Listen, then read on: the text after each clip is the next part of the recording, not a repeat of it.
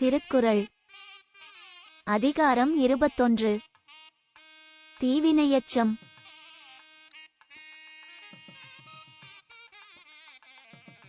தீவினையார் அஞ்சார் விழுமியார் அஞ்சுவர் தீவினை என்னும் செருக்கு. தீமை என்னும் மயக்கத்தை செய்ய முன்னை தீவினை உடையவர் பயப்படமாட்டார், பெரியவர்களோ பயப்படுவர்.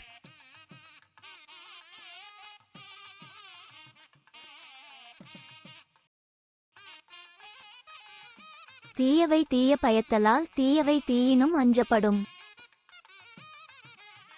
நமக்கு நன்மை என்று பிறருக்கு செய்யும் தீமைகள் நமக்கு தீமையே தருவதால் தீமைகளை தீயினும் கொடியனவாக எண்ணிச் செய்ய அஞ்ச வேண்டும்.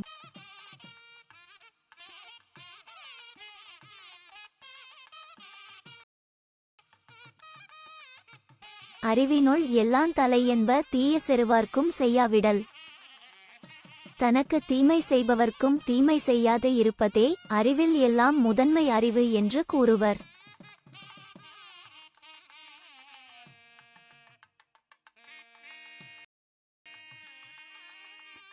மறந்தும் பிறன் கேடு சூழக்க சூழின் அறஞ்சூழம் சூழ்ந்தவன் கேடு.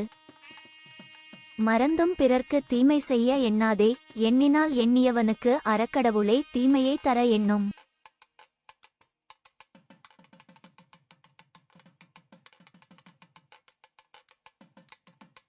இளனென்று தீயவை செய்யற்க செய்யின் இளனாகும் மற்றும் பெயர்த்து. தன் ஏழ்மையை போக்க பிறர்க்கு தீமை செய்யாதே, செய்தால் மேலும் ஏழை ஆவாய்.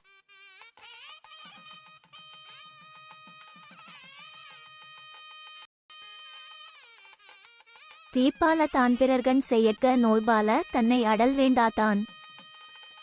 துன்பம் தருவன தன்னைச் சூழ்ந்து வருத்த விரும்பாதவன் பிறர்க்கு தீமை செய்யக்கூடாது.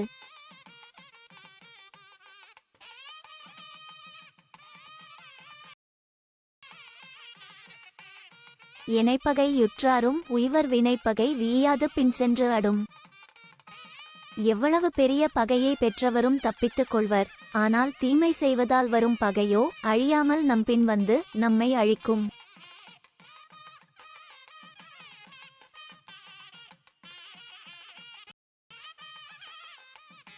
தீயவை செய்தார் கெடுதல் நிழல் தன்னை வீயாது அடியுடைன் தரு. பிறர்க்கு தீமை செய்தவர் அழிவது அவரை அவரது நிழல் விடாது கால்களின் கீழே தங்கியிருப்பது போலாம்.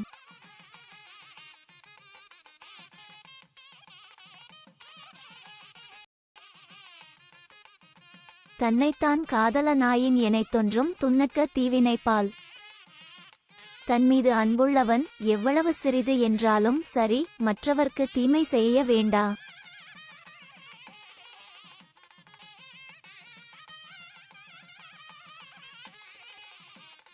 அருங்கேடன் என்பது அறிக மருங்கோடி தீவினை செய்யான் எனின்.